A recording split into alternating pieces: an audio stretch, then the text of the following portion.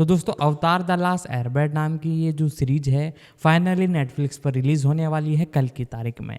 दोस्तों इसकी जो रिलीजिंग डेट है 22 फरवरी 2024 है। तो आज की इस वीडियो में हम इसी मूवी के बारे में आपको सारी कुछ यानी एक तरह से सीरीज़ के बारे में आपको सारी कुछ जानकारी बताने वाले हैं। इस पर बेस पहले भी कई सीरीज आ चुकी है और नेटफ्लिक्स ने इसका जो फ्रेंचाइजी उसे खरीदने के बाद अब दोबारा नई सीरीज लॉन्च की है, जिसके अंदर तकरीबन हमें 8 एपिसोड देखने को मिलेंगे। 8 के 8 एपिसोड हमें कल ही के दिन लॉन्च होते हुए देखने को मिलेंगे। लैंग्वेजों की बात की जाए तो लैंग्वेज मेन बेस इसकी इंग्लिश है, बाकी मल्टीपल लैंग्वेजों में रिलीज़ किया जाए है। पर एपिसोड लेंथ की बात की जाए तो लगभग 50 से 60 मिनट पर एपिसोड लेंथ है। साथ ही साथ बहुत बड़े स्केल पर इसे रिलीज़ किया गया। 100 करोड़ प्लस इसका जो बजट है, यानी एक तरह से मैं आपको बताऊँ तो 100 मिलियन प्लस इसका बजट है और बहुत ही भारी भरकम ये सीरीज है। नेटफ्लिक्स द्वारा इसे रिलीज़ कर दिया गया है। तो आज हम इसी मूवी के बारे में अब आगे मैं आपको थोड़ी और जानकारी दूँ उससे पहले आप चैनल को सब्सक्राइब कर लीजिएगा, बेल आइकन दबाकर इसे ऑल पर सेट कर लीजिएगा ताकि हमारे जितने भी अपकमिंग वीडियो है वो आप तक पहुँचती रहे। अब इसके बारे में अब हम जानना चालू करते हैं। अवतार द लास्ट एयरबेंडर आमतौर पर ATLA 2 के रूप में संक्षिप्त, जिसे कुछ क्षेत्रों में अवतार द लीजेंड ऑफ आंग या केवल अवतार या द लास्ट एयरबेंडर के रूप में भी जाना जाता है, माइकल डाटे डिमार्टिनो द्वारा बनाई गई एक अमेरिकी एनिमेटेड फंतासी एक्शन टेलीविजन श्रृंखला। ब्रायन कोनिट्स्को और निकेलोडियन एनिमेशन स्टूडियो द्वारा निर्मित अवतार एक एशियाई और आर्कटिक प्रेरित दुनिया पर आधारित है, जिसमें कुछ लोग चीनी मार्शल आर्ट से प्रेरित झुकने के माध्यम से 4 तत्वों जल, पृथ्वी, अग्नि या वायु में से एक को टेलीकिनेटिक रूप से हेरफेर कर सकते हैं। एकमात्र व्यक्ति जो सभी 4 तत्वों को मोड़ सकता है, अवतार दुनिया के 4 देशों के बीच सद्भाव बनाए रखने के लिए जिम्मेदार है और भौतिक दुनिया और आध्यात्मिक दुनिया के बीच की कड़ी के रूप में कार्य करता है। श्रृंखला 12 वर्षीय आंग, वर्तमान अवतार और अपने देश के अंतिम उत्तरजीवी एयर नोमैड सक के साथ उसके दोस्तों कटारा, सोक्का और टोफ की यात्रा पर केंद्रित है, क्योंकि वे फायर नेशन के खिलाफ युद्ध को समाप्त करने का प्रयास करते हैं। दुनिया पर विजय पाने से पहले अन्य देशों और फायर लॉर्ड ओजाई को हरा दें। यह फायर नेशन के निर्वासित राजकुमार जुको की कहानी का भी अनुसरण करता है, जो अपने चाचा इरो और बाद में अपनी बहन अजुला के साथ आंग पर कब्जा करके अपने खोए हुए सम्मान को बहाल करने की कोशिश कर रहा है। अवतार को ऐसी शैली में प्रस्तुत किया गया है जो एनीमे को अमेरिकी कार्टून के साथ जोड़ती है। मुख्य रूप से चीनी संस्कृति की कल्पना पर निर्भर करती है। 3 कुछ अन्य पूर्वी एशियाई, दक्षिण पूर्व एशियाई, दक्षिण एशियाई, नई दुनिया, साइबेरियाई और आर्कटिक प्रभावों के साथ अवतार द लास्ट एयरबेंडर रेटिंग में सफल रही और इसे अपने पात्रों, सांस्कृतिक संदर्भों, कला निर्देशन, आवाज, अभिनय, साउंड ट्रैक, हास्य और विषयों के लिए आलोचकों से प्रशंसा मिली। इनमें युद्ध, नरसंहार, साम्राज्यवाद, अधिनायकवाद, सिद्धांतवाद और स्वतंत्र विकल्प सहित युवा मनोरंजन में शायद ही कभी स्पर्श की जाने वाली अवधारणाएं शामिल हैं। 4 इसने 5 any award, 1 genesis award, 1 prime time Emmy award, 1 kids choice award और 1 पीबॉडी अवार्ड जीता। इस शो को कई आलोचकों द्वारा अब तक की सबसे महान एनिमेटेड टेलीविजन श्रृंखला में से एक माना जाता है। अवतार निकलोडियन पर फरवरी 2005 से जुलाई 2008 तक 3 सीजन के लिए प्रसारित हुआ। 5 विस्तारित अवतार फ्रेंचाइजी में एक चालू कॉमिक्स श्रृंखला, एक प्रीक्वल उपन्यास श्रृंखला, एक एनिमेटेड सिक्वल श्रृंखला और एक लाइव एक्शन फिल्म के साथ साथ एक आगामी फिल्म भी शामिल है। नेटफ्लिक्स के लिए निर्मित लाइव एक्शन रीमेक श्रृंखला 6 पूरी श्रृंखला को इसके समापन की 10वीं वर्षगांठ के सम्मान में जून 2018 में ब्लूरे पर जारी किया गया था। 7 और मई 2020 में संयुक्त राज्य अमेरिका और कनाडा में नेटफ्लिक्स पर स्ट्रीम के लिए उपलब्ध कराया गया था। 8-9 जून 2020 में पैरामाउंट प्लस पर, 10 और जनवरी 2021 में अमेजन प्राइम वीडियो पर, 11 श्रृंखला सिन्हावलोकन। सेटिंग। मुख्य लेख अवतार की दुनिया, द लास्ट एयरबेंडर। दुनिया का नक्शा। 4 देशों का मानचित्र। अवतार द लास्ट एयरबेंडर एक ऐसी दुनिया पर आधारित है जहां मानव सभ्यता में 4 राष्ट्र शामिल हैं, जिनका नाम 4 शास्त्रीय तत्वों के नाम पर रखा गया है: जल जनजाति, पृथ्वी साम्राज्य, अग्नि राष्ट्र और वायु खानाबदोश। प्रत्येक राष्ट्र में कुछ लोग, जिन्हें बेंडर्स, वाटर बेंडर्स, अर्थ बेंडर्स, फायर बेंडर्स और एयर बेंडर्स के रूप में जाना जाता है, चीनी मार्शल आर्ट पर आधारित इशारों का उपयोग करके अपने राष्ट्र के अनुरूप तत्व को टेलीकिनेटिक रूप से हेरफेर और नियंत्रित करने की क्षमता रखते हैं। अवतार एकमात्र व्यक्ति है जो सभी 4 तत्वों को मोड़ने की क्षमता रखता है। अवतार एक अंतर्राष्ट्रीय मध्यस्थ है जिसका कर्तव्य 4 देशों के बीच सद्भाव बनाए रखना और मनुष्यों और आत्माओं के बीच मध्यस्थ के रूप में कार्य करना है। जब अवतार मर जाता है तो उनकी आत्मा एक नए शरीर में पुनर्जन्म लेती है, जो अवतार चक्र के रूप में जाने जाने वाले निर्धारित क्रम में अगले राष्ट्र में माता पिता के यहाँ पैदा होगी: अग्नि, वायु, जल और पृथ्वी। परंपरा के अनुसार नया अवतार सभी 4 झुकने वाली कलाओं को सीखने के लिए दुनिया की यात्रा करेगा, जिसके बाद वे वैश्विक शांतिदूत के रूप में अपनी भूमिका ईमानदारी से शुरू करेंगे। अवतार राज्य नामक स्थिति में प्रवेश कर सकता है, जिसमें वे अस्थायी रूप से अपने सभी पिछले अवतारों के कौशल और ज्ञान प्राप्त करते हैं। यद्यपि यह तब होता है जब वे अपने सबसे शक्तिशाली स्थान पर होते हैं। यदि अवतार राज्य में अवतार कभी मारा गया तो पुनर्जन्म चक्र टूट जाएगा और अवतार का अस्तित्व समाप्त हो जाएगा। सार। मुख्य लेख अवतार की सूची, द लास्ट एयरबेंडर पात्र। 1 सदी पहले युवा अवतार आंग अपनी नई जिम्मेदारियों से डरकर अपने घर से भाग गए और एक तूफान के कारण उन्हें समुद्र में धकेल दिया गया। उन्होंने खुद को और अपने स्काई बाइसन अप्पा को दक्षिणी ध्रुव के पास एक हिमखंड में निलंबित एनिमेशन में बंद कर दिया। कुछ ही समय बाद फायर नेशन के शासक फायर लॉर्ड सोजिन ने अपने देश के साम्राज्य का विस्तार करने के लिए विश्व युद्ध शुरू किया। यह जानते हुए कि अवतार एक एयर खानाबदोश होना चाहिए, उसने एयर खानाबदोशों के खिलाफ नरसंहार किया, जिसे उसने एक धूमकेतु के आगमन के साथ ओड़ा, जो फायरबेंडर्स को जबरदस्त शक्ति देता है। 100 साल बाद दक्षिणी जल जनजाति के किशोर भाई बहन कटारा और सोक्का गलती से आंग की खोज करते हैं और उसे पुनर्जीवित करते हैं।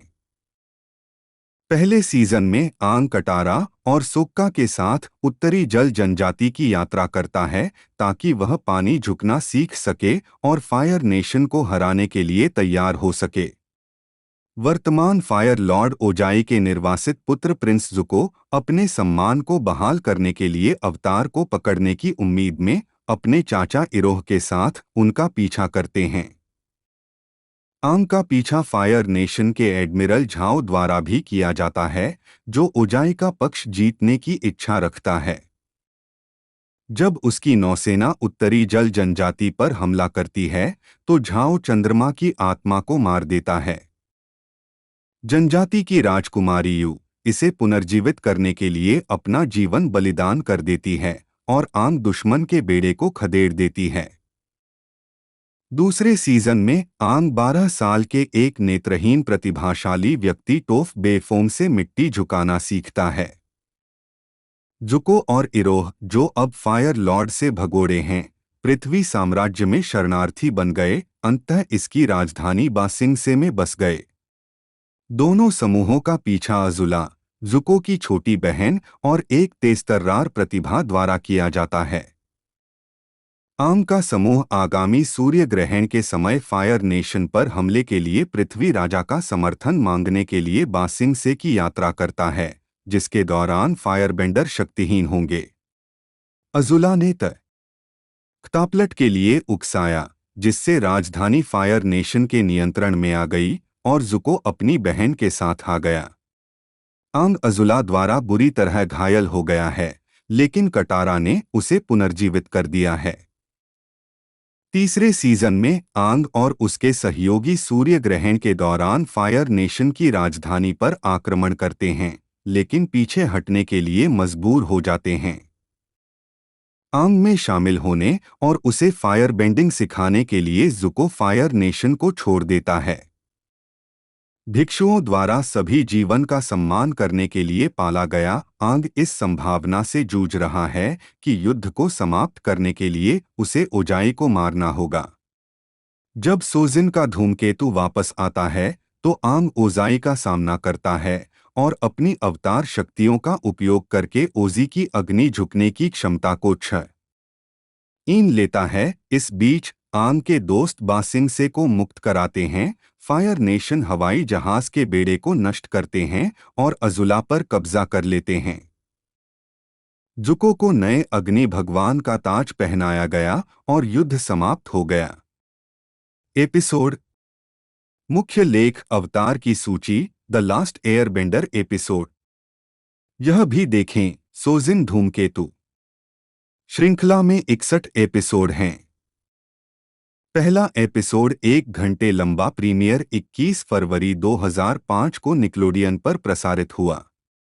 12 श्रृंखला का समापन 19 जुलाई 2008 को 2 घंटे की टेलीविजन फिल्म के प्रसारण के साथ हुआ।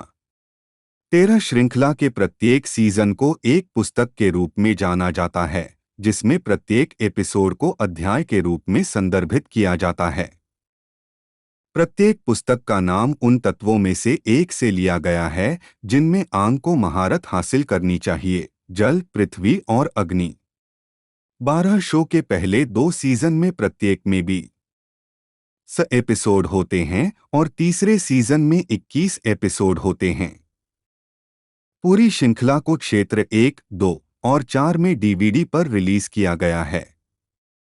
14 मई 2020 तक पूरी श्रृंखला संयुक्त राज्य अमेरिका में नेटफ्लिक्स पर उपलब्ध है। 15 मुख्य पृष्ठ पर प्रदर्शित न होने के बावजूद यह अपनी रिलीज के पहले सप्ताह के भीतर यूएस नेटफ्लिक्स पर सबसे लोकप्रिय शो बन गया। 8 शो ने नेटफ्लिक्स की दैनिक शीर्ष 10 सूची में लगातार सबसे लंबे समय तक प्रदर्शित होने का रिकॉर्ड तोड़ दिया। सूची में लगातार 60 दिनों के साथ शीर्ष 10 रिकॉर्ड धारकों में केवल 2 शो में से एक, जो जुलाई 2020 तक नेटफ्लिक्स की मूल श्रृंखला नहीं थी। 16 बाद में जून 2020 में पूरी श्रृंखला पैरामाउंट प्लस, उस समय सीबीएस ऑल एक्सेस 10 और बाद में जनवरी 2021 में अमेज़न प्राइम वीडियो 11 पर उपलब्ध हो गई। किताब नाम एपिसोड मूल रूप से प्रसारित सबसे पहले प्रसारित किया गया, आखिरी बार प्रसारित हुआ। 1 पानी 20-21 फरवरी 2005 2 दिसंबर 2005। 2 धरती 20-17 मार्च 2006 1 दिसंबर 2006।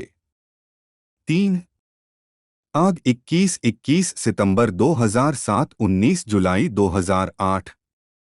विकास गर्भाधान एवं उत्पादन। चश्मे वाला गंजा आदमी मुस्कुरा रहा है। चश्मे वाला काले बालों वाला आदमी मुस्कुरा रहा है। माइकल डिमार्टिनो बाएं और ब्रायन कोनिट्स्को श्रृंखला के सह निर्माता। अवतार द लास्ट एयरबेंडर का सह निर्माण और निर्माण माइकल डाटे डिमार्टिनो और ब्रायन कोनिट्स्को द्वारा बरबैंक, कैलिफोर्निया में निकेलोडियन एनिमेशन स्टूडियो में किया गया था।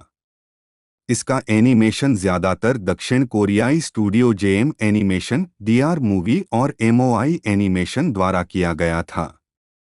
कोनिट्स्को के अनुसार श्रृंखला की कल्पना 2001 की शुरुआत में की गई थी, जब उन्होंने एक गंजे मध्यम आयु वर्ग के व्यक्ति का एक पुराना स्केच लिया था और उस आदमी की एक बच्चे के रूप में कल्पना की थी। उन्होंने आकाश में चरवाहे बाइसन के चरित्र का चित्रण किया और डिमार्टिनो को रेखाचित्र दिखाया, जो दक्षिणी ध्रुव पर फंसे खोजकर्ताओं के बारे में एक वृत्तचित्र देख रहे थे। कोनिट्स्को ने इस अवधारणा के शुरुआती विकास का वर्णन किया, इन जलीय लोगों के साथ एक वायुयान भी है जो बर्फीली बंजर भूमि में फंसा हुआ है और शायद कुछ आग वाले लोग उन पर दबाव डाल रहे हैं। 2 सप्ताह बाद सह निर्माताओं ने सफलतापूर्वक इस विचार को निकलोडियन के उपाध्यक्ष और कार्यकारी निर्माता एरिक कोलमैन के सामने रखा। 18 श्रृंखला को कॉमिक कॉन 2004 में एक टीजर रील में जनता के सामने पेश किया गया था। 19 और 21 फरवरी 2005 को इसका प्रीमियर हुआ। 20 एक साक्षात्कार में कोनिट्स्को ने कहा, माइक और मैं वास्तव में हैरी पॉटर और लॉर्ड ऑफ द रिंग्स जैसे अन्य महाकाव्य लीजेंड्स एंड लोर गुणों में रुचि रखते थे, लेकिन हम जानते थे कि हम उस प्रकार की शैली के लिए एक अलग दृष्टिकोण अपनाना चाहते थे। जापानी एनीमे, हांगकांग एक्शन और कुंग-फू सिनेमा, योग और पूर्वी दर्शन के प्रति हमारे प्यार ने हमें अवतार द लास्ट एयरबेंडर के लिए प्रारंभिक प्रेरणा दी।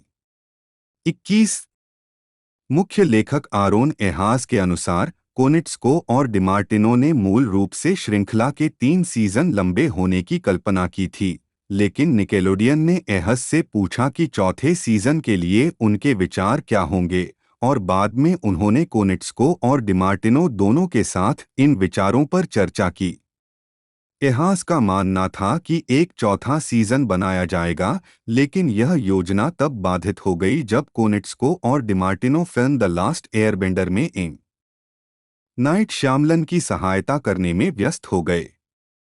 एहास का कहना है कि श्यामलन ने जोर देकर कहा कि वे इसके बजाय चौथा सीजन बनाएंगे, लेकिन कोनिट्स्को और डिमार्टिनो लाइव एक्शन फिल्म पर ध्यान केंद्रित करना चाहते थे क्योंकि वे इस परियोजना के कार्यकारी निर्माता थे। 22 हालांकि कोनिट्स्को और डिमार्टिनो ने इसका खंडन किया है और दावा किया है कि चौथे सीजन पर न तो उन्होंने कभी विचार किया और न ही निकेलोडियन ने। 23 पायलट श्रृंखला के लिए एक पायलट एपिसोड 2003 में बनाया गया था। इसे टिन हाउस इंक द्वारा एनिमेटेड किया गया था, जिसे माइकल डाटे डिमार्टिनो और ब्रायन कोनिट्स्को ने लिखा था और डेव फिलोनी द्वारा निर्देशित किया गया था। मिचेल मूसो ने इस पायलट में आंग को आवाज दी थी, लेकिन बाद में जब शो का निर्माण शुरू हुआ तो उसकी जगह जैक टाइलर ईसेन ने ले ली। एपिसोड में सोक्का और उसकी बहन क्या श्रृंखला प्रसारित होने के समय इसका नाम बदलकर कटारा कर दिया गया था को आंग, जो कि अवतार है, के लिए गुरु ढूंढने के लिए दुनिया की यात्रा करनी होगी। हालांकि उन्हें एक महत्वपूर्ण दुश्मन फायर नेशन के राजकुमार ज उको से बचना होगा, जो आंग पर कब्जा करना चाहता है। यह एपिसोड पहली बार NTSC season 1 DVD box set में अतिरिक्त में से एक के रूप में सार्वजनिक रूप से जारी किया गया था, जो पहले जारी किए गए व्यक्तिगत संस्करणों के साथ उपलब्ध नहीं थे। चूंकि पाल बॉक्स सेट में अतिरिक्त सुविधाओं का अभाव था, इसलिए एपिसोड को पाल क्षेत्रों में डीवीडी पर उपलब्ध नहीं कराया गया था। एपिसोड को रचनाकारों की ऑडियो कमेंट्री के साथ जारी किया गया था, जिसे सीजन के अन्य एपिसोड की कमेंट्री के विपरीत डीवीडी सेट पर अक्षम करना संभव नहीं है। 14 जून 2010 को बिना प्रसारित पायलट को पहली बार आईट्यून्स स्टोर के माध्यम से कमेंट्री के साथ और बिना कमेंट्री के उपलब्ध कराया गया था। 25 2020 में पायलट को ट्विच पर दिखाया गया था। 26 को प्रभावित शो में प्रदर्शित काल्पनिक स्थान वास्तविक स्थानों की वास्तुकला और डिजाइन पर आधारित हैं। उदाहरण के लिए, रचनाकारों ने चीन के बीजिंग में फॉरबिडन सिटी की तर्ज पर बासिंग से शहर का मॉडल तैयार किया।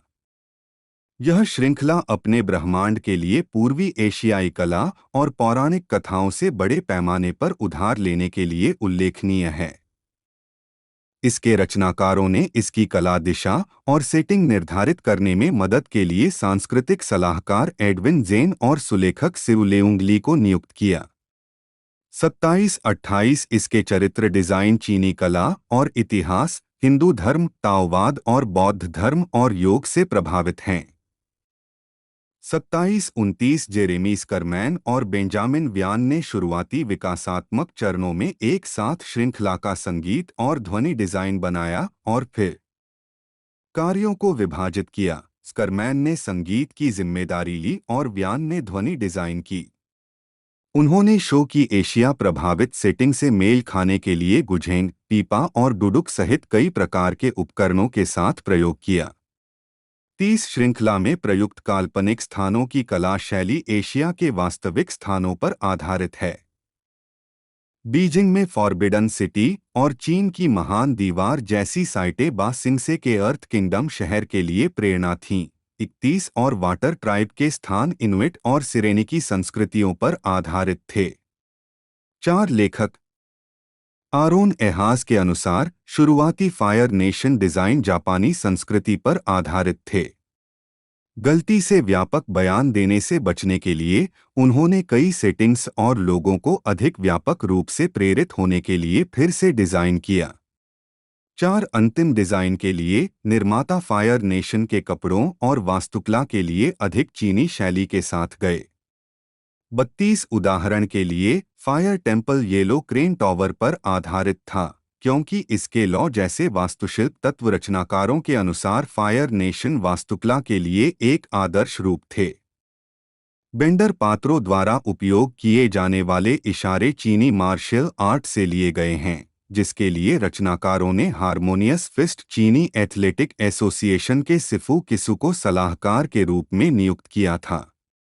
34 प्रत्येक लड़ाई शैली उन बेंडर्स के लिए अद्वितीय होती है जो उनका उपयोग करते हैं या उन पात्रों के लिए जो एक निश्चित तत्व से जुड़े होते हैं। उदाहरण के लिए वाटर बेंडिंग के अभ्यासी ताई ची से प्रभावित आंदोलनों का उपयोग करते हैं और संरेखण, शरीर संरचना, सांस और दृश्य पर ध्यान केंद्रित करते हैं। हंगार अर्थबेंडिंग के अभ्यासकर्ताओं के लिए प्रेरणा था और इसे पृथ्वी की दृढ़ता के प्रतिनिधित्व के रूप में इसके मजबूती से निहित रुख और शक्तिशाली हमलों के लिए चुना गया था। उत्तरी शाओलिन, जो मजबूत हाथ और पैर की गतिविधियों का उपयोग करता है, को फायर बेंडिंग का प्रतिनिधित्व करने के लिए चुना गया था। बगुआ, जो गतिशील परिपत्र आंदोलनों और त्वरित दिशात्मक परिवर्तनों का उपयोग करता है, का उपयोग एयरबेंडिंग के लिए किया गया था। 35 चुगार साउदर्न प्रेयरिंग मेंटिस शैली को अर्थबेंडर टोप द्वारा अभ्यास करते हुए देखा जा सकता है, जो अपने अंधेपन के परिणामस्वरूप एक अनूठी लड़ाई शैली विकसित करती है। 36 एशियाई सिनेमा ने इन मार्शल आर्ट झुकने वाली चालों की प्रस्तुति को प्रभावित किया। 17 विषय वस्तु श्रृंखला कई विषयों को संबोधित करती है जिन पर युवा मनोरंजन में शायद ही कभी चर्चा की जाती है, जिसमें युद्ध, नरसंहार, साम्राज्यवाद, उपनिवेशवाद और अधिनायकवाद, लिंग भेदभाव और महिला सशक्तिकरण, हाशिए पर और उत्पीड़न, आध्यात्मिकता के साथ साथ भाग्य, नियति और आसपास के दार्शनिक प्रश्न शामिल हैं। मुक्त इच्छा 4 यह शो उस अवधि के दौरान सेट किया गया है जब दुनिया फायर नेशन द्वारा शुरू किए गए साम्राज्यवादी युद्ध में फंसी हुई है। जबकि युद्ध एक निरंतर पृष्ठभूमि है, शो इन प्रभावों को आम लोगों, उत्पीड़ित पृथ्वी साम्राज्य के नागरिकों के साथ साथ प्रशिक्षित फायर नेशन स्कूली बच्चों की आंखों के माध्यम से दर्शाता है, यह दिखाने के लिए कि युद्ध कैसे सभी को पीड़ित बनाता है।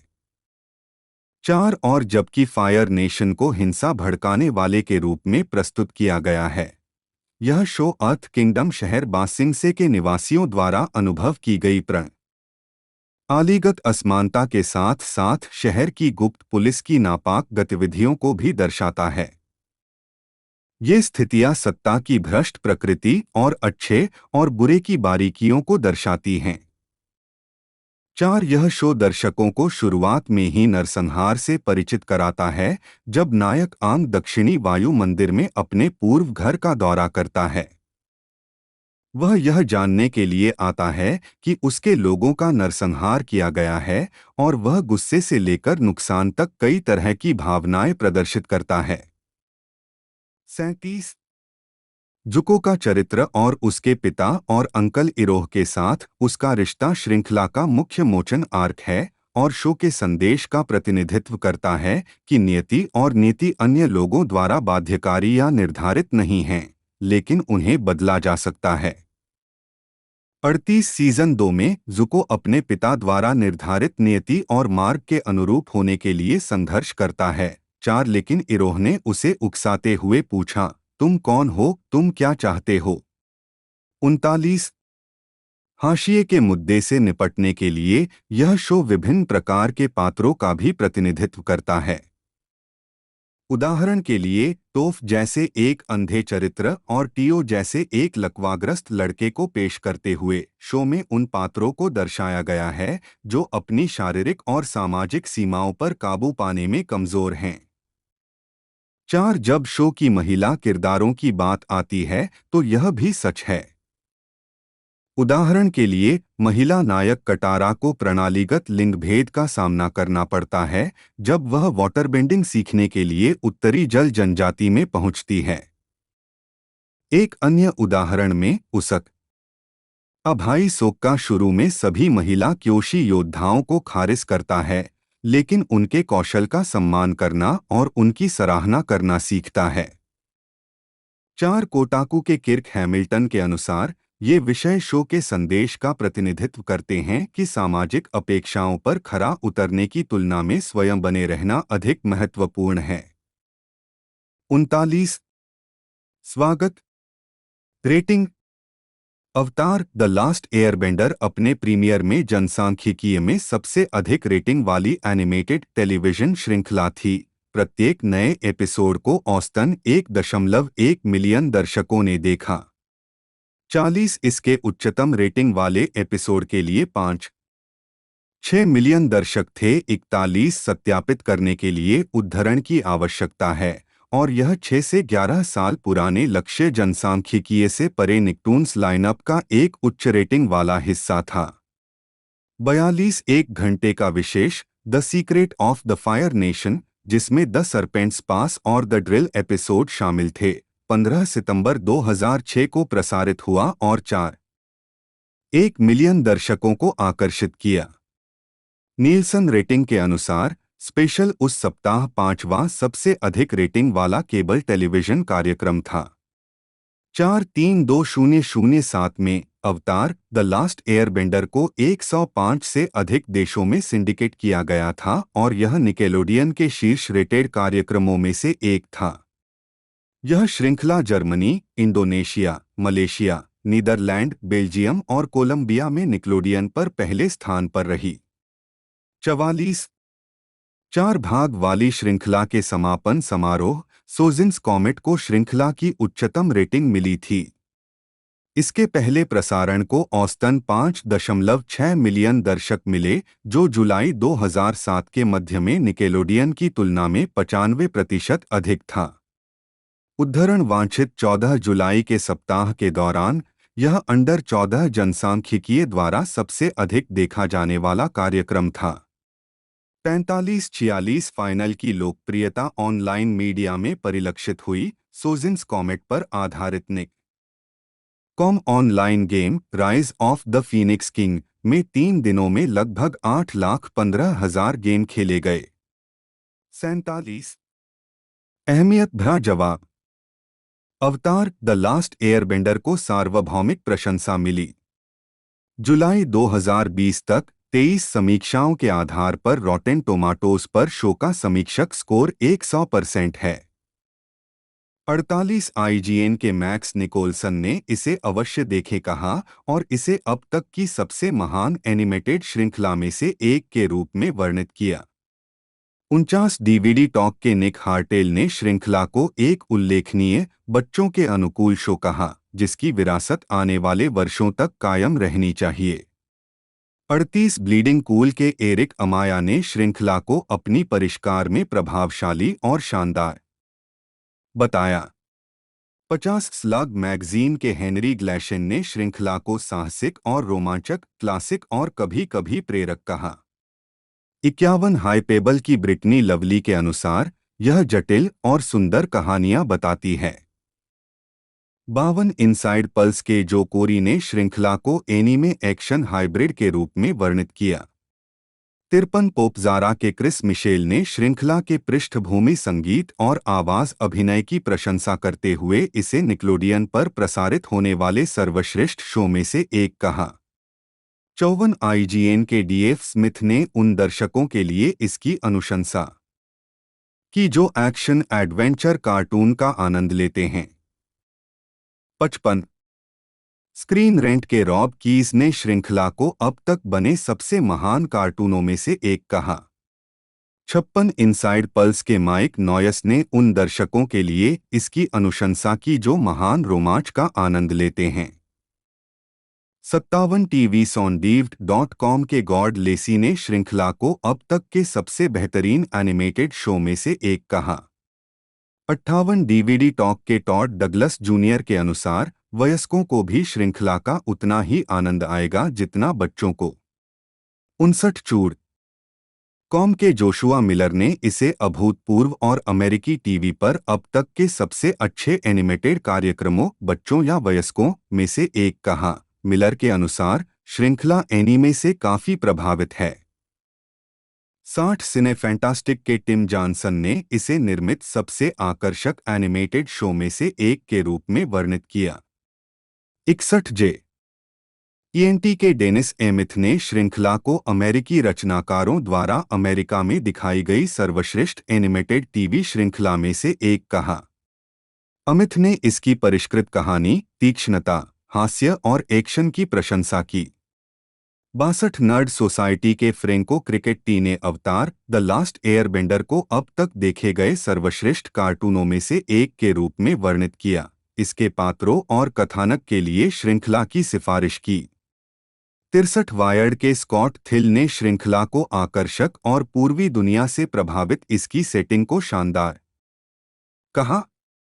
64 कोटाकू के किर्क हैमिल्टन ने कहा कि श्रृंखला टेलीविजन के स्वर्ण युग का हिस्सा होनी चाहिए और दूसरों को परिष्कृत बच्चों के शो की सिफारिश की। 39 शो के लेखन और विषयों की आलोचकों द्वारा व्यापक सराहना की गई है। डेन ऑफ गीक के माइकल एस मैमानो ने कथानक को स्मार्टली लिखित कहा और एनिमेशन की प्रशंसा की। 65 वॉइस न्यूज के लिए लिखते हुए निकोल क्लार्क ने कहा कि शो की कथात्मक गहराई इसकी सबसे बड़ी संपत्ति थी और कहानी की भावनात्मक प्रामाणिकता की प्रशंसा की और यह कैसे बहुत युवा दर्शकों को नरसंहार जैसे गहरे विषय के सामने उजागर करती है और सत्तावाद, साथ ही उन्हें इन मुद्दों को समझने के लिए एक रूपरेखा प्रदान करता है। 4 कॉमिक मिक्स के जेनिफर रोसेनबर्ग को परिवार, दोस्तों, समुदाय और शिक्षा पर कार्यक्रम का जोर पसंद आया। 66 ने कहा। रेल के अनुसार श्रृंखला छोटे बच्चों को डराए बिना नरसंहार और आत्मसंदेह के विषयों को छूती है। दुष्ट चरित्रों को भुनाया जा सकता है जो एक महत्वपूर्ण संदेश भेजते हैं कि लोग बदल सकते हैं और नीति से बंधे नहीं हैं। 38 क्रिस मिशेल ने कथानक को शानदार कहा। 54 डीएफ स्मिथ ने श्रृंखला के कथानक की तुलना जापानी एक्शन कार्टून से की। इसके स्वर और संवाद को बहुत अमेरिकी कहा और सभी उम्र के लिए उपयुक्त एक महाकाव्य नाटकीय विषय छोड़ने वाले हास्य की प्रशंसा की। 55 रॉब कीज ने भी श्रृंखला के हास्य और प्रभावशाली कथानक की प्रशंसा की। यह आपके दिलों पर कब्जा कर लेगा। 56 माइक नॉयस के अनुसार श्रृंखला क्लासिक फंतासी महाकाव्यों के तत्वों को जोड़ती है।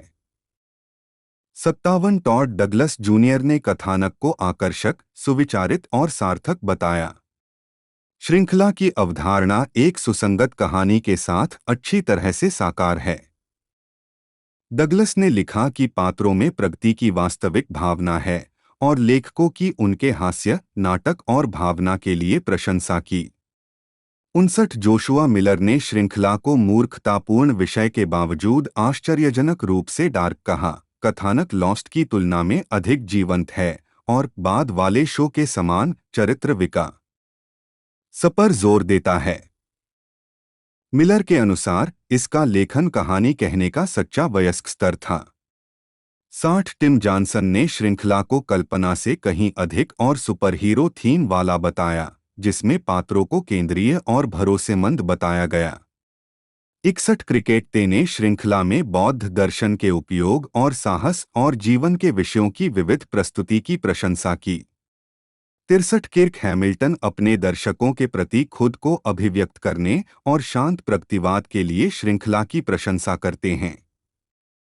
39 आलोचकों ने अवतार द लास्ट एयरबेंडर के चरित्र विकास, कला, एनिमेशन और कोरियोग्राफी की भी प्रशंसा की। एरिक अमाया ने अभिव्यंजक एनिमेशन का आनंद लिया जो लेखन को पूरक बनाता है। अमाया के अनुसार तत्व हयाओ मियाज़ाकी से प्रभावित थे। 50 टॉड डगलस जूनियर ने चरित्र विकास को दिलचस्प बताया। 59 जबकि निकोल क्लार्क ने लिखा कि शो वह करने में कामयाब रहा जो आज भी बहुत कम शो करते हैं, पात्रों के एक समूह को इकट्ठा करें जो दुनिया को वैसा ही चित्रित करता है जैसा वह है, पहचानों और अनुभवों की एक श्रृंखला। 4 जेनी फर रोसेनबर्ग ने श्रृंखला में महिलाओं के मजबूत, जिम्मेदार और बुद्धिमान चित्रण की प्रशंसा की। 66 जोशुआ मिलर के अनुसार बेंडर पात्रों द्वारा रोजमर्रा की गतिविधियों के लिए झुकने का उपयोग अवतार की दुनिया में गहराई और विश्वसनीयता लाता है। मिलर ने श्रृंखला के डिजाइनों को समृद्ध और गहन कहा। प्रत्येक राष्ट्र का अपना विस्तृत रूप होता है। उन्होंने एक्शन दृश्यों की अच्छी तरह से प्रस्तुत के रूप में प्रशंसा की। अवतार दुनिया के विकास की तुलना the Lord of the rings से की और लड़ाई की कोरियोग्राफी को अपने सबसे छोटे विवरणों में अद्भुत बताया। 60 डीएफ स्मिथ ने श्रृंखला की श्रमसाध्य पृष्ठभूमि का आनंद लिया। 55 क्रिकेट ने प्रत्येक एपिसोड के रंग पैलेट और कोरियोग्राफी में मार्शल आर्ट और जादू के संयोजन की प्रशंसा की।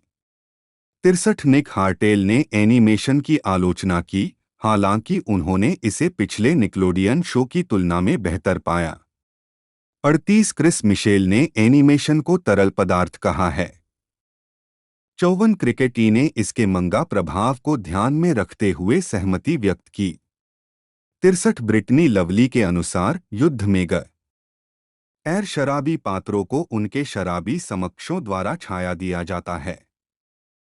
52 जो कोरी ने एनिमेशन की कार्रवाई और वातावरण को एक महान उपलब्धि कहा। 53 और रॉब कीज ने श्रृंखला की लड़ाई कोरियोग्राफी की प्रशंसा की।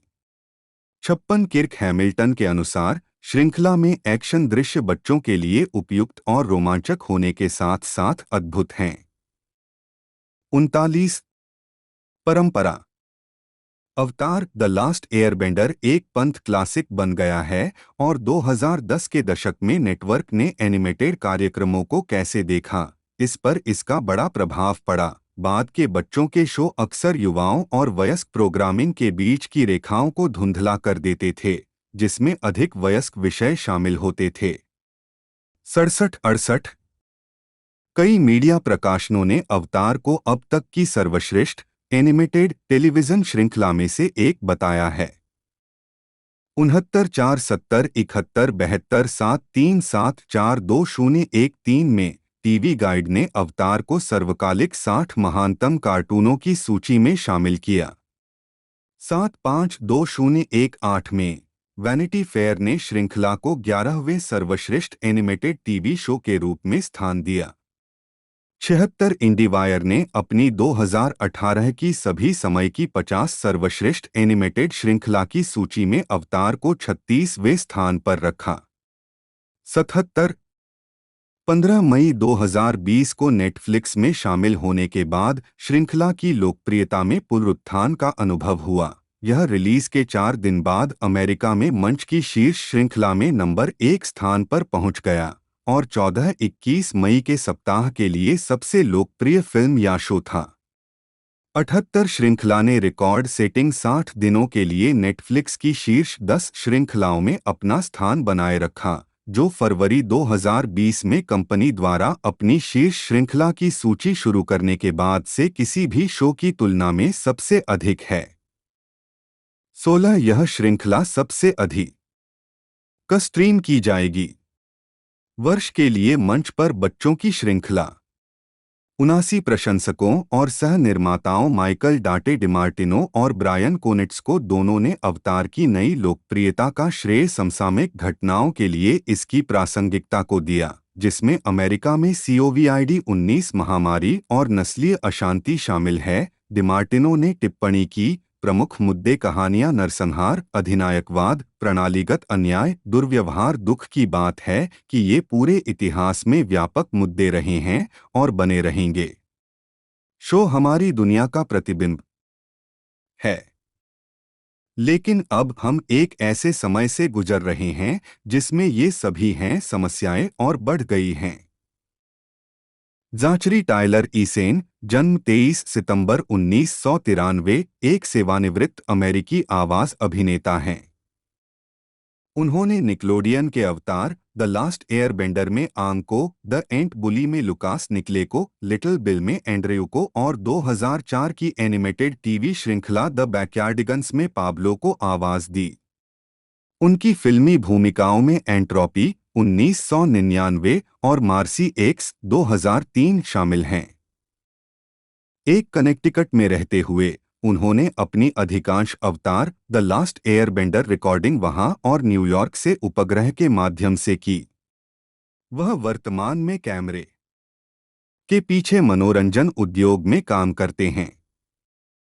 2. प्रारंभिक जीवन। ज़ाचरी टायलर ईसेन का जन्म स्टैमफोर्ड, कनेक्टिकट में एक यहूदी अमेरिकी परिवार में हुआ था। कैरियर।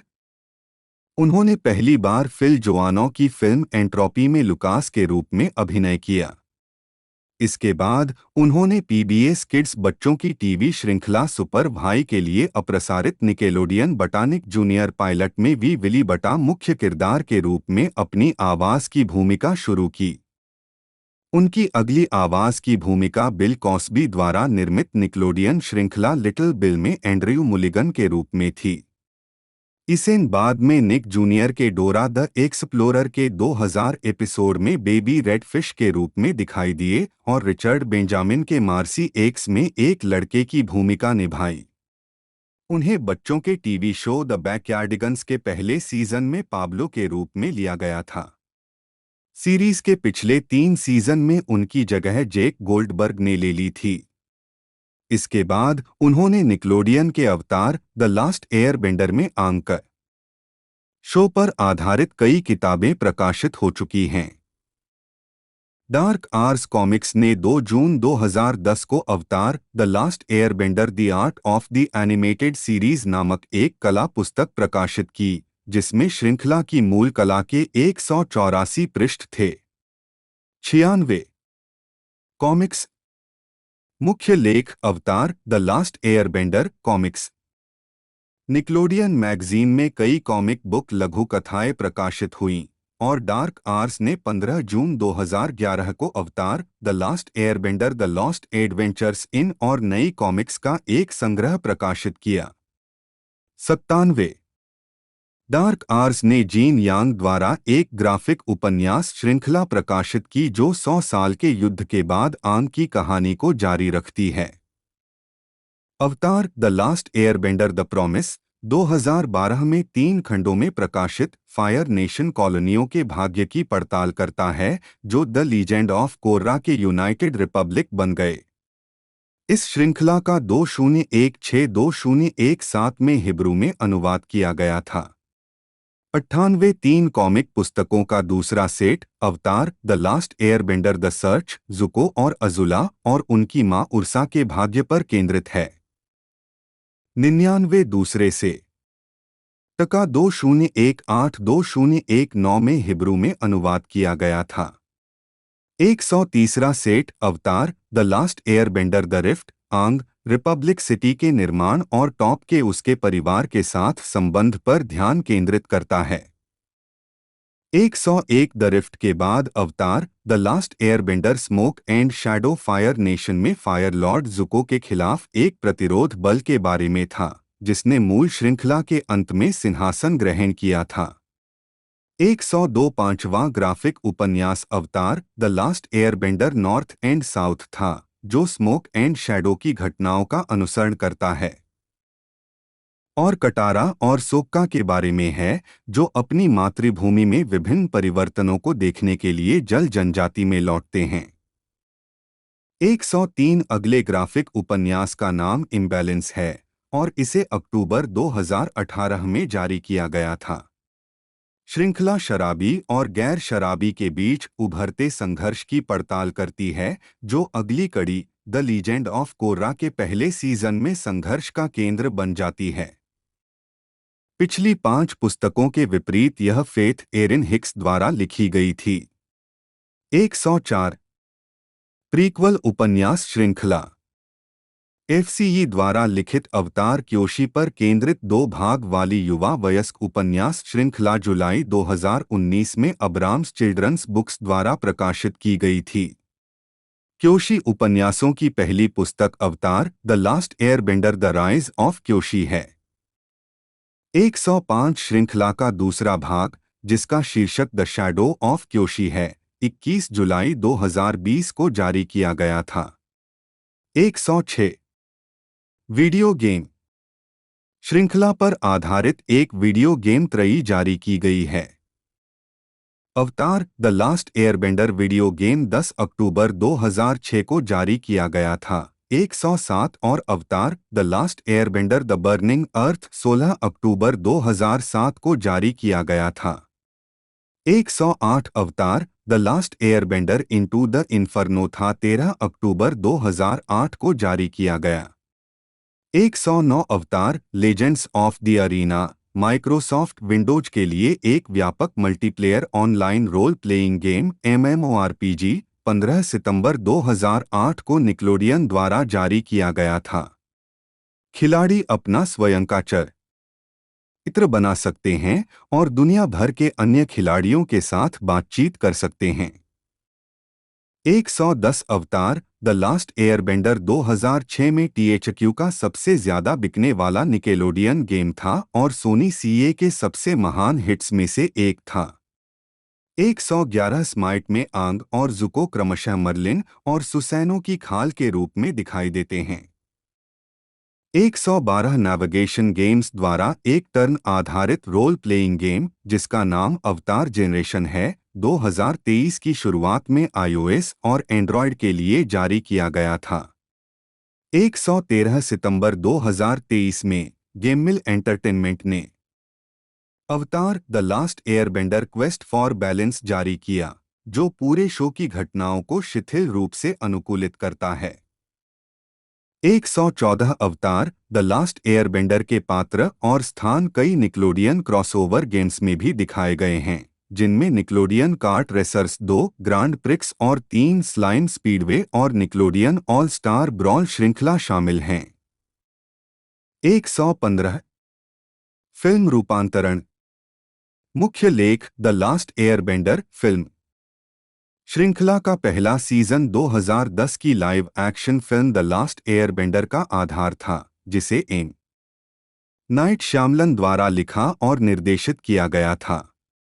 इसका इरादा फिल्मों की त्रयी में से पहली फिल्म के रूप में था, जिनमें से प्रत्येक 3 टेलीविजन सीजन में से एक पर आधारित होगी।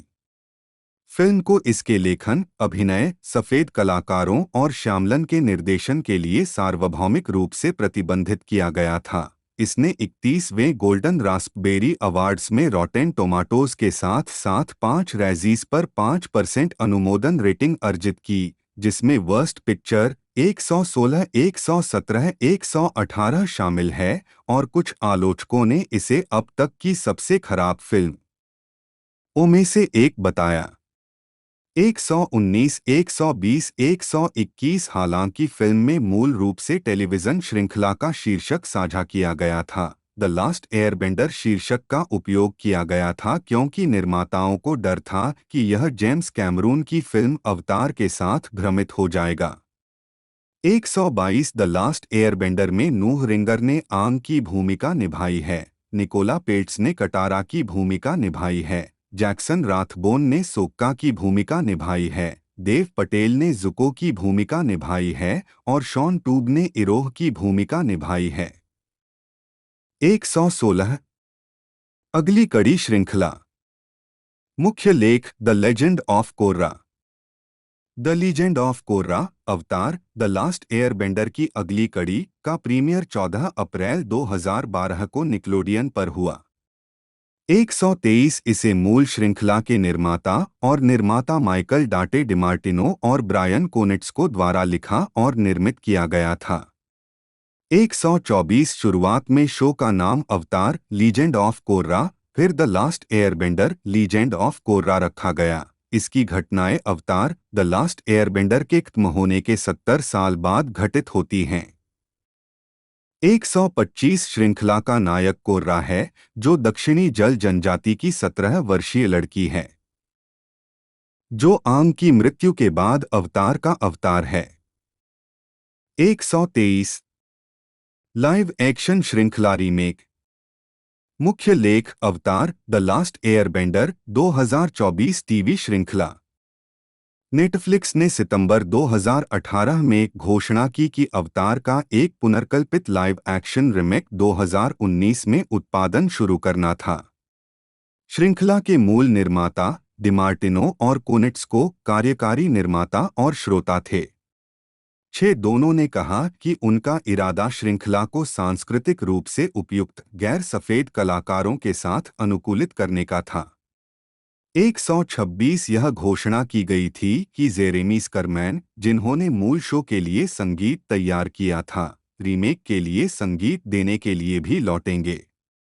127 12 अगस्त 2020 को माइकल डाटे डिमार्टिनो और ब्रायन कोनिट्स्को दोनों ने अपने सोशल मीडिया पर खुलासा किया कि उन्होंने रचनात्मक मतभेदों के कारण शो छोड़ दिया है।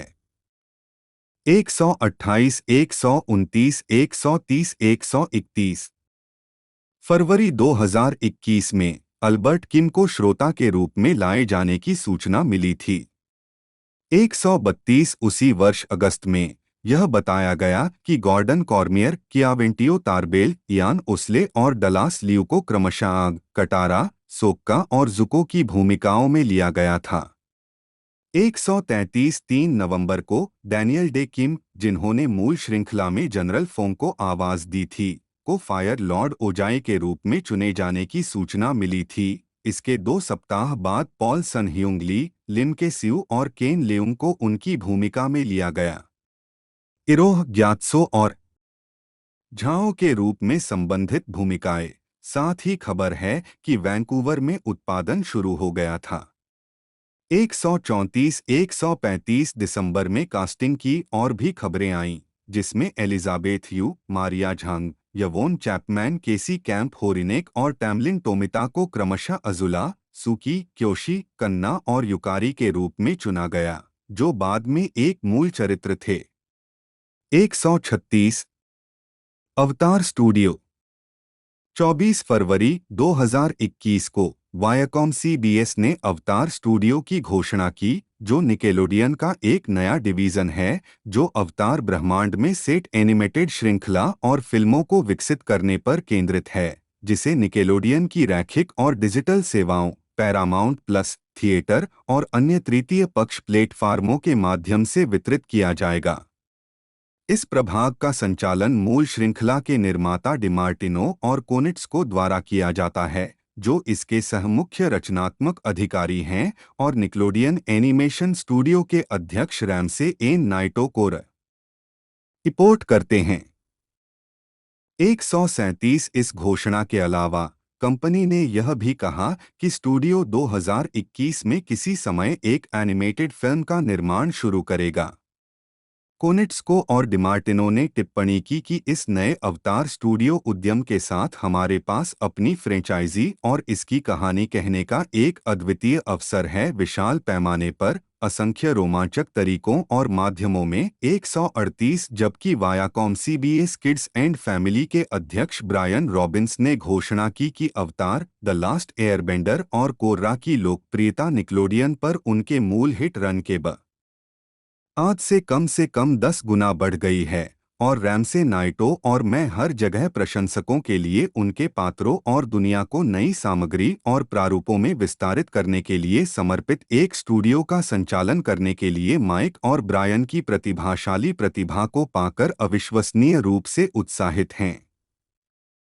137 एनिमेटेड फिल्म 15 जून 2022 को पैरामाउंट ने घोषणा की कि 3 एनिमेटेड अवतार द लास्ट एयरबेंडर फिल्में निर्माण में हैं। 139 table top role playing game. मुख्य लेख Avatar Legends the role playing game. 12 जुलाई 2021 को मैगपाई गेम्स ने घोषणा की कि उसी वर्ष 3 अगस्त को वे Avatar Legends the role playing game के लिए एक किकस्टार्टर अभियान शुरू करेंगे, जो अवतार द लास्ट एयरबेंडर के ब्रह्मांड में स्थापित एक आधिकारिक रूप से लाइसेंस प्राप्त टेबलटॉप रोल प्लेइंग गेम है। कोर्रा की किंवदंती 141 इस अभियान ने $9.53 मिलियन अमेरिकी डॉलर जुटाए, जो किकस्टार्टर के इतिहास में टेबलटॉप गेम के लिए सबसे सफल अभियान बन गया। 142 खेल की अधिकांश सामग्री के लिए प्री ऑर्डर 12 अक्टूबर 2022 को शुरू हुए। 143 व्याख्यात्मक नोट।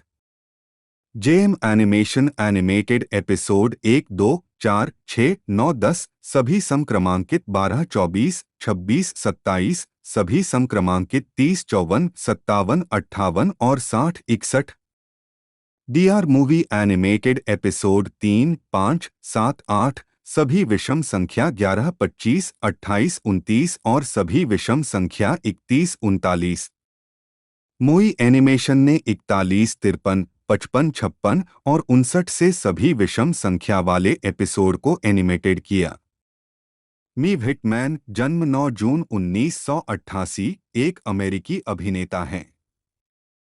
उन्होंने बचपन में ही विज्ञापनों में अभिनय करना शुरू कर दिया था और romantic drama film when a man loves a woman 1994 से अपने फिल्मी करियर की शुरुआत की थी। उन्होंने one fine day 1996, independence day 1996, hope floats 1998 में अपनी सहायक भूमिकाओं और शिकागो होप 1996, 1999 और जेजी 1998-2001 में अपनी टेलीविजन भूमिकाओं के लिए एक बाल अभिनेत्री के रूप में पहचान हासिल की। व्हिटमैन ने Fox sitcom Arrested Development 2004-2006, 2013 NBC drama series Parenthood 2010-2015 में अपने प्रदर्शन के लिए मुख्यधारा का ध्यान आकर्षित किया, जिसके लिए उन्हें सर्वश्रेष्ठ सहायक अभिनेत्री के लिए क्रिटिक्स चॉइस टेलीविजन अवार्ड के लिए नामांकित किया गया था। ड्रामा सीरीज और NBC crime comedy series Good Girls 2018-2021। उन्होंने Scott Pilgrim versus the world 2010 और the perks of being a wallflower 2012 के साथ परिपक्व फिल्म भूमिकाओं में कदम रखा और द डीयूएफएफ 2015 में अपनी प्रमुख भूमिका वाली फिल्म की शुरुआत की, जिसके लिए उन्हें आलोचनात्मक प्रशंसा और 3 पुरस्कार मिला। चॉइस अवार्ड नामांकन। उन्होंने Johnny Bravo 1997-2004, the jungle book 2, 2003 में शांति, निकेलोडियन कार्टून अवतार द लास्ट में कटारा के रूप में अपनी आवाज के प्रदर्शन के लिए खुद को बच्चों की फिल्म और टेलीविजन में एक प्रमुख आवाज अभिनेता के रूप में भी स्थापित किया है। एयरबेंडर 2005-2008, रोज बटा hunts girl in American dragon, Jake long 2005-2007 इसी नाम की फिल्म श्रृंखला में टिंकर बेल 2008-2015, कैसी सैंड्समार्क बटा Wonder Girl in Young Justice 2001-2022, April O'Neil 2012 में टीनेज म्यूटेंट निंजा टर्टल के अवतार में द लहाउस में एमिटी ब्लाइट 2020-2023, स्कल आइलैंड में एनी 2023 वर्तमान और स्कॉट पिलग्रिम टेक ऑफ में रॉक्सी रिक्टर के रूप में अपनी स्कॉट पिलग्रिम भूमिका को दोहराते हुए 2023। प्रारंभिक जीवन। व्हिटमैन का जन्म 9 जून 1988 को लॉस एंजल्स में हुआ था। एक वह आवाज अभिनेत्री पैट म्यूजिक और निजी प्रबंधक और सेट निर्माण समन्वयक जेफरी व्हिटमैन की एकमात्र संतान थे। दो उन्होंने रिबेट अकादमी में भाग लिया। 3-4 कैरियर। प्रारंभिक भूमिकाएं। व्हिटमैन ने अपने करियर की शुरुआत 2 साल की उम्र में टायसन चिकन के विज्ञापन के लिए वॉयस ओवर से की थी। 5 क्योंकि वह अभी तक पढ़ नहीं सकती थी, अभिनय कोच एंड्रयू मैगेरियन ने उसे पंक्तियां याद करने में मदद की। 6-5 साल की उम्र में व्हिटमैन ने मेग रयान के साथ when a man loves a woman 1994 में रयान की सबसे छोटी बेटी केसी ग्रीन की भूमिका निभाते हुए अपनी फिल्म की शुरुआत की। ऑडिशन देने वाली 700 अन्य लड़कियों की तुलना में उन्हें इस भूमिका के लिए चुना गया था। 1996 में व्हिटमैन 2 फिल्मों में दिखाई दी। इंडिपेंडेंस डे, बिल पुलमैन की बेटी पेट्रिसिया व्हिटमोर की भूमिका में, और one fine day, George Clooney की बेटी मैगी टेलर की भूमिका में। उसी वर्ष व्हिटमैन ने फ्रेंड्स के season 3 episode The One Where Rachel Quits में अतिथि भूमिका निभाई। 1996 और 1998 के बीच उन्होंने डेविड ई. केली मेडिकल ड्रामा शिकागो होप के 17 एपिसोड में अभिनय किया। बाद में उन्होंने होप फ्लोट्स में सैंड्रा बुलॉक की बेटी बर्निस प्रूइट की भूमिका निभाई। व्हिटमैन ने Fox family series State of Grace में अभिनय करने से पहले 1998 से 2001 तक कई अतिथि भूमिकाओं में जग पर क्लो मेडिसन की भूमिका निभाई। उस श्रृंखला में उन्होंने कैथोलिक पृष्ठभूमि की एक लड़की ग्रेस का किरदार निभाया, जो एक यहूदी लड़की हन्ना, आलिया शौकत से दोस्ती करती है। 7-8 2000 के दशक। 2010 सैन डिएगो कॉमिक कॉन में व्हिटमैन। 2004 से 2006 तक व्हिटमैन की अरेस्टेड डेवलपमेंट में आवर्ती भूमिका थी। उन्होंने 2005 से 2008 तक अवतार द लास्ट एयरबेंडर में कटारा को आवाज दी। व्हिटमैन 2006 की श्रृंखला थीफ फॉर एफएक्स नेटवर्क्स में निक एटवाटर, आंद्रे ब्रूघेर की सौतेली बेटी की भूमिका निभाते हुए दिखाई दी। 9 व्हिटमैन ने 2006 और 2007 में कई हाई प्रोफाइल अतिथि भूमिकाएं निभाईं। वह डेस्परेट हाउसवाइव्स के episode nice she is not में सारा, जूली मेयर, एंड्रिया बोवेन की बेईमान दोस्त के रूप में भी दिखाई दी। व्हिटमैन की शिकागो हो पर 1994-2000 में भी आवर्ती भूमिका थी, जिसमें उन्होंने श्रृंखला के बाद के वर्षों में डॉक्टर केट ऑस्टिन, क्रिस्टीन लाहटी की बेटी की भूमिका निभाई थी। व्हिटमैन को शुरुआत में बायोनिक वुमन की 2007 श्रृंखला की रीमेक में मुख्य किरदार की बहरी छोटी बहन की भूमिका निभाई गई थी। 27 जून 2007 को टीवी गाइड ने बताया कि जैमे की बहन की भूमिका में व्हिटमैन को प्रतिस्थापित किया जा रहा था और अगले जुलाई में व्हिटमैन के स्थान पर लुसी हेल को लिया गया। 10 एनबीसी के एक प्रवक्ता ने इसकी पुष्टि करते हुए कहा, यह निर्णय पूरी तरह से रचनात्मक रूप से प्रेरित था। प्रारंभिक पायलट को गोली मारने के बाद कहानी, पात्रों, अभिनेताओं को बदलना बहुत आम है। एनबीसी एग्जीक्यूटिव के अनुरोध पर इस पुनर्रचना के बाद बहन के चरित्र की सुनवाई बहाल कर दी गई। 10 आज की ये वीडियो आपको कैसे लगी? आज की इस वीडियो में हमने इस ज़बरदस्त सीरीज़ के बारे में आपको सारी कुछ जानकारी बताई, प्री प्रोडक्शन, रिलीजिंग, कास्टिंग के बारे में।